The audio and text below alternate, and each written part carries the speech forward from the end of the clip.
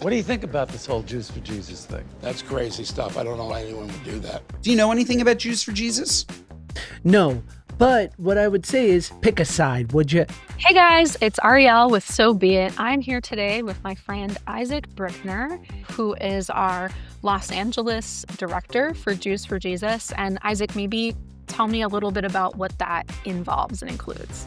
Sure. Yeah. So we in Los Angeles, we operate a coffee, art, and community space right across the street from UCLA. That's called Upside Down. We are going to dive in today to some of the very interesting portrayals of Jewish believers in Jesus, Jews for Jesus, in the media. We're going to start out with a podcast that recently came out. Take a look, and then we'll see what we think. I love Jesus. I'm here. I love Jesus. I'm here to say I love Jesus, Josh. Me too. I think we should put this into action. Let's take some action with our love. Conversion? Great. Sure. I don't know what we're converting to because Jesus was Jewish. Moms and morons, welcome back to the Good Guys podcast. I love working for Mormon people. Yeah, me too. And I love working with Mormon people. God bless the Mormons. God bless Jesus Christ. Look, the Jews for Jesus movement, Josh, I don't know enough about it. I would like to learn more. Okay? I would like to learn more about Jews for Jesus. I'm very curious. Do you know anything about Jews for Jesus? No, but what I would say is pick a side, would you? No, I don't know. Yeah, no. The problem is I'm going to generalize here. Everybody that I've ever heard is Jews for Jesus is a little nuts. Like there's something going on. It's fringe. That you're Jews it's for fringe. Jesus. It feels like, yeah, fringe is the right word. It's fringe. By the way, a fantastic material, fringe. All right, Isaac, tell me your thoughts. I think it's fantastic. My sister first told me about this because she's like an avid listener of this podcast, and so she freaked out when she saw like the name of the episode is Jews for Jesus, even though like the only time they reference it in the episode is like right here at the very beginning in like 1 minute. They decided to title the episode Jews for Jesus, which I thought was fantastic. Bold move. Yeah, I mean, because they knew it would get plays because it's Mhm. it's controversial. It's like, what are they talking about? Why are these two Jewish guys going to talk about it? I'm like, I'm blown away that like there was like a bit of sincerity in what Ben was saying. You could tell like it's so tongue in cheek, Yeah. but like, Oh, yeah. there was a brief moment of sincerity. He's like, I want to know. I want to know what it's about. You know, what's so funny is when I first saw this and they say, everyone I've met with Jews for Jesus has been kind of, a little bit odd, or, that's what's Yeah. implied. I, I almost like wanted to be like, yeah, I can understand Yeah, that. I me can too. relate to that. Me too. Yeah. Because, and then I was thinking about it and realizing we grew up in in a next generation era of Jewish Yeah. faith in Jesus, Right. but a generation ago, most of the Jewish people who believed in Mm. Jesus were first generation believers. And to take that type of step where you're really challenging some very deeply held assumptions about what it means to be Jewish, that's naturally going to be a risk that people who are a little kooky are maybe more willing to take. That's such So a good point. I think that maybe that's in social movements in general. You see a first generation where it's sort of attracting nonconformists, people who are a little bit maybe on the fringe of Mhm. society.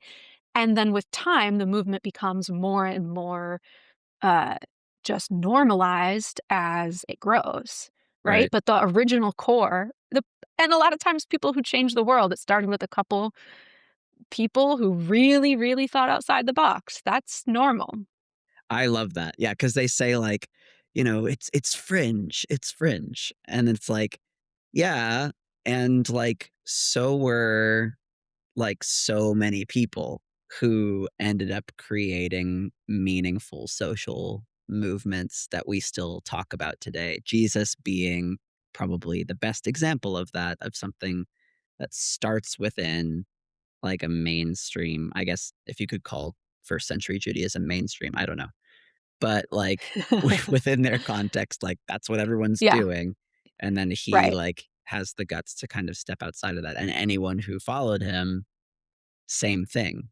And so, I mean, I like that's you and I believe that we're like kind of standing in the same stream as those people. But like for a modern movement, and specifically for Jews for Jesus, which started in the 1970s, it is just like a fringe thing. And all the people who were like the original Jews for Jesus were these nonconformist, hippie, like anti-war protesting like folks. And they were just like, yeah, we're willing to get cast out of our communities for something we believe is true. But yeah, like for you and I, there's a little bit more of a safety net. Um, because there's like so many other people, at least, even though we're a fringe thing, there's so many other people who are like doing that. I don't know though. I think the fringe narrative is a little outdated. A little bit like people saying Jewish intermarriage is fringe. Hmm. Like people still act like this is, a break from the norm, but the majority of Jewish people in the US are intermarried. So we're still acting like that's Right. a unusual thing to do. The narrative that Jewish people don't believe in Jesus, honestly, is so outdated. There's been study after study that's Right. come out showing, in the US specifically, that there's tons of Jewish people who believe in Jesus. Some of Mhm. them maybe just don't so publicly in their Jewish community talk about it, or some of them are in the Christian community and maybe don't publicly identify Right. very confidently as Jewish. But there's one study that even found that 18% of people in the US born Jewish can now consider themselves a Christian. And that's So, like Josh's whole point was like pick a side, because like that's the like weird part is like lots of Jewish people might end up coming to a personal decision of faith in Jesus, but few really understand the validity of continuing to live a Jewish life as a follower of Jesus. And like for like your point, intermarried couples, if one partner is Jewish, not a believer in Jesus, and one person might come from like some Christian denomination, their kids are kind of like, yeah, I have, one side this, one side that. I don't really know like what I am. I guess I'll figure it out later. And like for me, coming from an intermarried Jewish family where the Jewish partner and the Gentile partner were believers in Jesus, it's Mhm. kind of like, yeah, there is no contradiction there, you know? Actually, it puts the challenge of pick a side in a whole new light. How do Yeah, you pick a side when you have pick one a Christian parent and parent. one Jewish? Yeah, no, I mean, and a lot of people are in a place of wrestling through what that means for them. I was thinking about what types of movements would be comparable to this. I'm sure Hmm, there's tons of examples, but one that came to my mind is the women's suffrage movement, which at the time it began was considered totally crazy and okay. fringe. Only the like craziest counterculture women were part of this, and Hmm, most women even were against it, which seems right. crazy now. But it's because it was about so much more than just the act of voting. Hmm, It was sort of throwing into question, what does it mean to be a woman? What is our role in society? How do we think about our own identity? And hmm, so I think there's a little bit of similarity where the question about Jewish faith in Jesus, it sort of stirs up a larger question that a lot of people are maybe nervous to enter into, hmm, of what is our story as Jewish people. If I identify as a Christian, am I stepping out of our story of survival, hmm. of of Jewish identity continuing against the odds and us resisting being absorbed into other cultures. I know, in the podcast, they even made that comment. What am I converting into? Jesus was Jewish, which is exactly what we believe. This is a continuation of I the know. Jewish story, but because that's not how many Jewish people have viewed it, then it opens up a lot of identity questions when you start talking about these things. Isaac, I think your background is really interesting in light of this conversation because are you a fifth generation Jewish believer in Jesus? It depends on how you want to like classify it. So like the first Jewish person to believe in Jesus in my family was my great-great-grandmother, like all the way back in Ukraine. And then eventually her mom also became a believer in Jesus. So that would be 6 generations, like Oh, to wow. me. Yeah. That's But amazing. yeah, no, I honestly, I love telling, and I didn't really care too much about that part of my story growing up. But then when I like started having these conversations as an adult and getting pushback, more like in an intellectual basis about being a Jewish follower of Jesus, I felt like when I told that story about my family, it was kind of like, yeah, and I'm still here, like not assimilated into the kind of generic, like Christian, like society. Not that there's anything wrong with that, but like still bar mitzvah, still like my kids are having bar and bat mitzvahs, and Well, and your wife is Jewish, my and wife so is your Jewish. kids are even Yeah, another generation continuing the legacy. exactly. So yeah, I think it's a kind of more, it gives people a little bit more to wrestle with when the narrative is usually just like, okay, fine, yeah, sure, believe in Jesus, and then in a couple of generations, all of the Jewish, like your point about survival, like all of the Jewish components of your identity, they're going to be lost, and you're just like a casualty of assimilation history, essentially. Yeah. Well, and I've thought a lot about how do we peel back the layers of these fears, right? Because there's a surface just, oh yeah, Jews don't do that. And it's like, okay, why? Hmm. Because this is perceived as a threat to Jewish survival, to the preserving of our identity. And as Jews, this is of utmost concern. We feel like we have to preserve our people. But then underneath that is like, well, why do we feel like that? God has promised to preserve our people. Hmm. So it almost opens up, I think, this wrestling with God. Like, do we trust him to preserve our people? Or do we feel like we have to self-protect because we're not really sure if he's going to keep that promise? And so I think the more you keep digging, there's a lot underneath these conversations that uh, calls us to wrestle with God, to wrestle with the scriptures, and try to figure out what God has put us as Jewish people on this earth to be. Hmm. I also love in the podcast how there was that little bit of sincerity, like you said, where they said, "Oh, we want to learn about that." So Yeah. if you're watching this, Josh Peck, we want to come on your podcast. We'd accept your invitation. We Yeah. would love to talk more and dialogue about this stuff. And yeah, just continue the good laughs. You can come on our podcast too. We could do like a double feature kind of thing. 100%. Yeah. Yeah, that would be amazing. Should we move on and maybe look at a next media clip? I know there's one we want to talk about that is a little farther back, a couple years ago, but it's still fairly recent. This is a very well-known media farce on Jews for Jesus. So we'll play it now. Yeah, that's great. Oh, I was just looking at the schedule and I realized this is totally my fault. I'm so sorry, but I can't make anything after 4 on Thursdays. I have a church thing. Church? Yeah. Your last name's Steinberg. Oh, I'm a Jew for Jesus.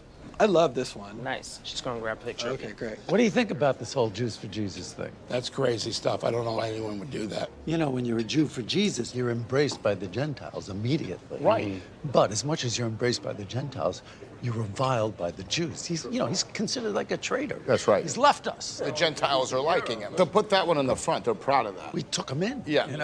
We got one. We got one. We got one. We got one. Why they want one, I don't know, but they got one. They got one.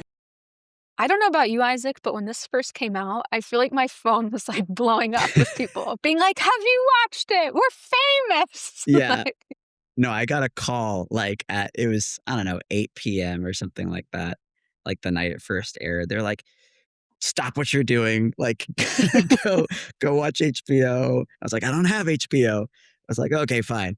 And eventually, yeah, the clip just got circulated and I was like, oh, of course. And it's the funniest thing also, like, so the restaurant where Larry and his friends are talking about this is like down the street from my office.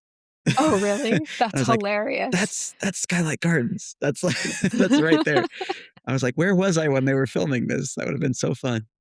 Yeah, you should have just like walked in, Oh, pulled up a chair. the stereotype also of the guy who is like working with him on the show, who is the Jew for Jesus. In that episode, he goes like, "Bless you." It's like they don't know Yeah. what we say. Like they don't really know like how. I feel like, should I be offended by that? I don't think so. I'll let it slide. I was not offended, and I'll tell you why.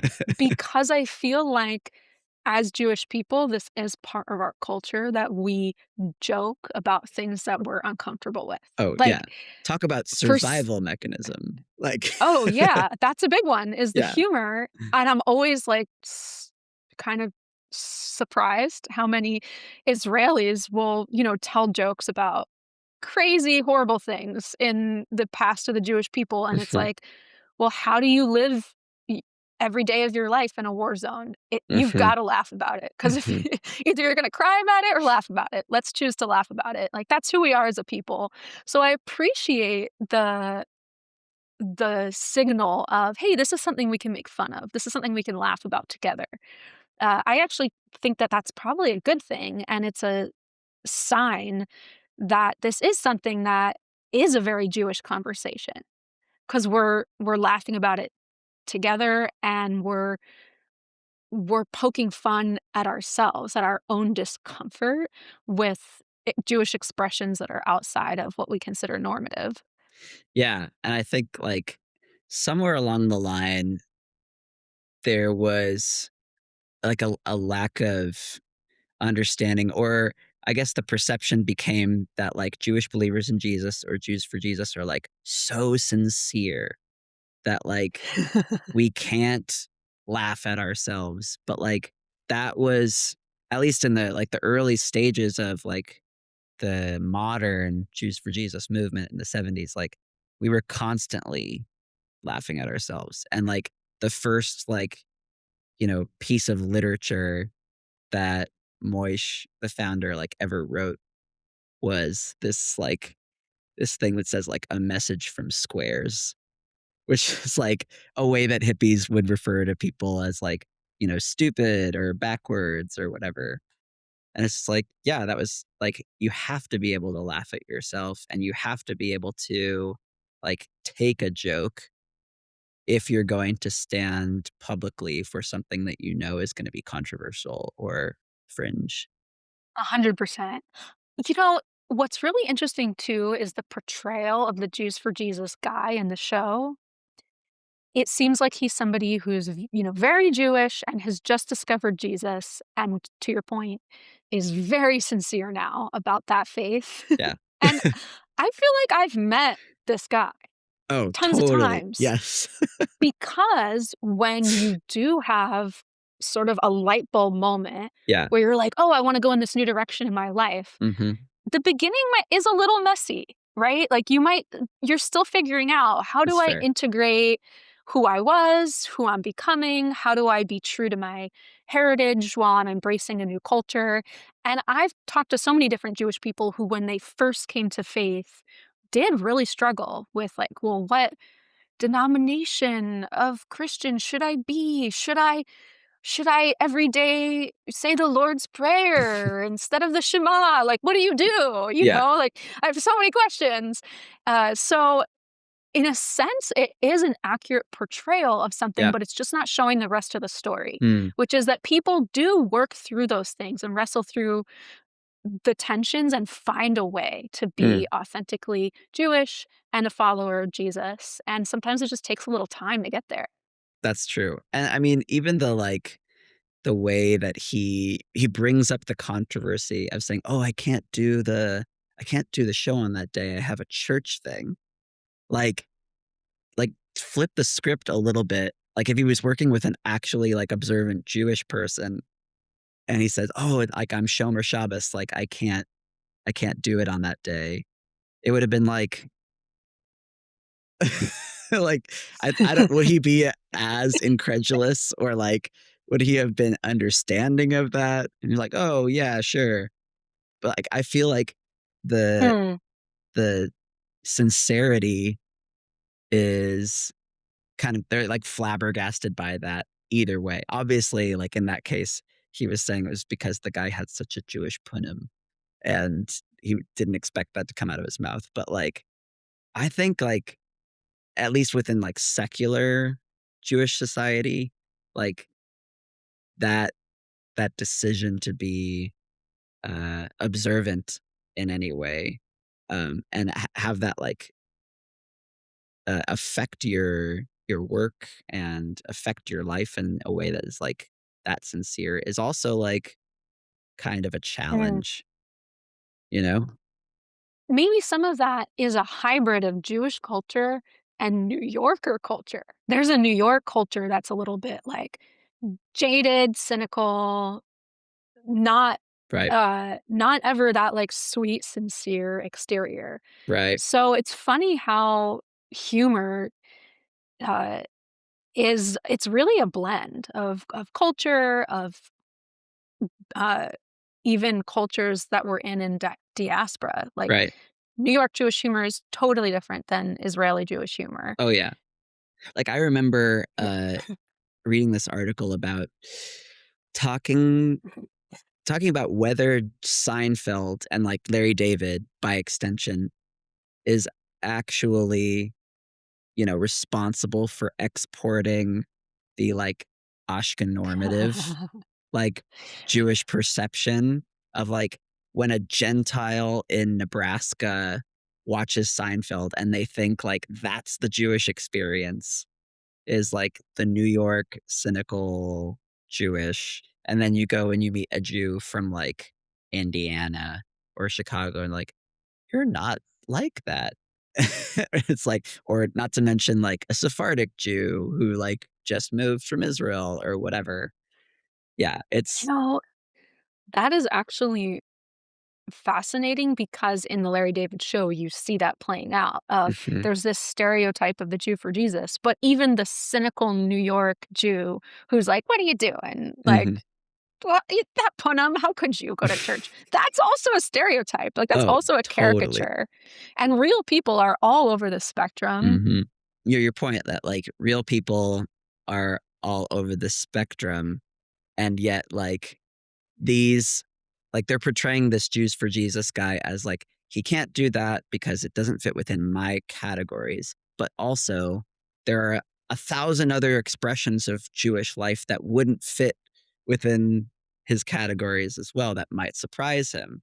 Whether, I don't know, whatever, name a Jewish practice that isn't Ashkenormative, like Sure. New York Jewish. And some of this is very generational. Yeah. Like, when I think of, like, the stereotypical Jewish character on TV, I think of Schmidt from New Girl, because that was the type of characters, that I remember observing, in my coming of age years. Hmm. And so these things evolve over time. They're not fixed. They're Right. very dynamic. So let's go and look at one more clip, which is an older one, but it's an oldie but goodie, a well-known Jews for Jesus in the media portrayal. So take a look. Excuse me, we'd like you to have this flower. Excuse me, sir, would you... Donation to the Reverend Moon. Jews for Jesus. Oh! Read about Jehovah's Witness. How about Buddhism? Help Jerry's kids? Oh, yeah. Scientology? Or nuclear power?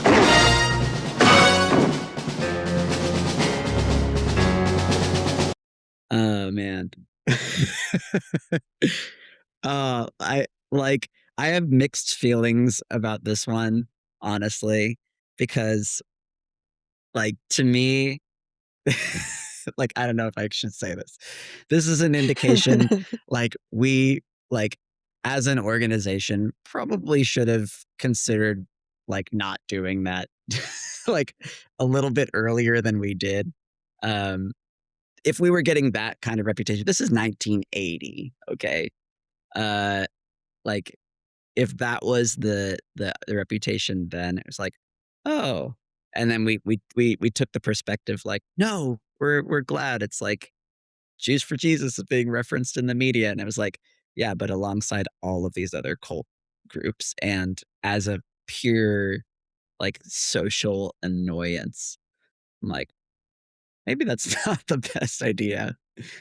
It sort of shows you the life cycle of a social movement Mm, because the original hippies and protesters of the Vietnam War, right, super fringe. right. They attracted a lot of other young people, and it became more and more just the youth movement of the day. And Jews for Jesus was born out of that, of young Jewish people coming to faith in Jesus, and then they just adopted the social movement tools of their time, which was the protest, which was the Yeah, pamphlet, right? And then they started using those to share their faith in Jesus. right. Makes a lot of sense. But then there's almost like this arc where it's like it was super fringe, then it became more normal, and then time went on, and then people who were still doing it were back to fringe. Mm, And so I think at the time that Jews for Jesus was really engaged in street outreach in the 1970s, it was really, really relevant yeah, at that time because that was the way that people were communicating social change. exactly. Then 10 years later, 20 years later, it was less of the expression of the era. And then we were still doing it, which, to be fair, a lot of people heard about Jesus that way. Mm, And a lot of good came out of it. But as society changed, we had to start to adapt the way that we were sharing our faith hmm, to make sense in the social context, which is why now we don't hand out pamphlets hardly ever. We do community building. We talk about Jesus on YouTube. You know, we're yeah, sharing our faith in a way that um, is making sense in our own generational context, which right. I think is really, really, really important. Mm. Yeah, I love that. I think like when you're talking about mediums and how they convey a message, like there's that brilliant like media theorist Marshall McLuhan who like wrote this book, The Medium is the Message. Hmm. And he talks about like the way in which you like convey something is in fact itself part of what you're saying, right? Yeah. So like if the manner in which you're trying to convey a message becomes kind of like associated with like cult, fringe, whatever, it's kind of like, oh, we're actually saying something else. Even if like the message that we have is very consistent and Hmm. is not itself like a fringe thing, the way in which we're doing it could carry some of those connotations. Which is like, yeah, here we are on YouTube. not that YouTube isn't like guilty of being super fringe. Like you could go on a YouTube binge for like 2 hours and come across a lot of really fringe ideas, but also it's a very mainstream way of talking about new and I relevant know there's ideas. somebody watching this, though, who's thinking, YouTube is old. Like, why are you not on? Like, we're TikTok. like 5 apps past YouTube. That's true. That is So, true. you know, sometimes no matter what you do, you can't always be on the cutting edge. And if you were, people would call you French. So it's like, it's a bit of a lost cause. That's great. what are the kids doing these? Like this, oh, whatever. Yeah. No, I love that because like it's an accusation essentially that it's like it's outdated, and that even back to your point about like women's suffrage earlier, that it's like careful because you might be on the wrong side of history, and like you need to kind of like size up where you're like which basket you're putting your eggs in and stuff like that when it comes to social movements and stuff. Like I can't imagine it. I don't know, like in another world, like someone during the women's suffrage movement going like, women for voting, that sounds like Jews for Jesus, or something like nowadays we'd be like, what an idiot. But like I feel like the fact Yeah. that like we're here 2,000 years later saying, hey, we're Jewish people who follow Jesus, isn't that kind of like proof of its legitimacy? Because it reminds me of like in the New Testament when there's like this discussion between rabbis about the early followers of Jesus who were Jewish. It's in the Yeah. book of Acts, and it's Rabbi Gamaliel who like, you know, is like the guy that we quote every year at Passover as saying like, you have to do these 3 things, otherwise it's not Passover. Like Yeah. he's the guy having this conversation, and he basically says like, hey, listen guys, like you're concerned about this like Jews for Jesus or like Jewish people following Jesus movement, but like listen, if he's not the Messiah, it's just going to be another one of those failed Messiah things. We've seen it happen before. It's come and gone. It's going to like sit in the annals of history, and you don't have to worry about it. Like, stop freaking out. But he also says, like, if it's legitimate, you're not going to be able to stop it. And you might even find yourself opposing God. Oh. And then it's just like left there. And it just hangs there. Like, I feel like that statement hangs over Jewish history, like this open question of like, okay, now decide for yourself, Yeah. you know? And in a sense, that's the thread that we're still pulling at, Yeah. right? Is like challenging people to say, what does it really mean to be Jewish? What is God's purpose for us as a people? Mm. Ask those questions for yourself, wrestle with the scriptures, Yeah. and don't look backwards to what maybe Jewish people have said in the past. We want to look forward. Where are the Jewish people going? And where we're going is more and more and more people around the world embracing Jesus as their Messiah, continuing to live a Jewish life, and Jewish people being able to live in harmony even in families where one partner's Jewish and one partner's not, but to be able to have this strength in the diversity.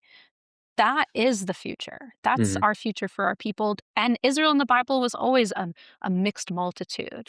It was never, ever 100% Jewish and no Gentiles. And we read about so many people who joined with the Jewish people in the scriptures. And so I think that the fear of this this is a threat to our future is that's a fear of the past. And I think we Right. need to look forward. Where are we going as a people? Where's God taking us?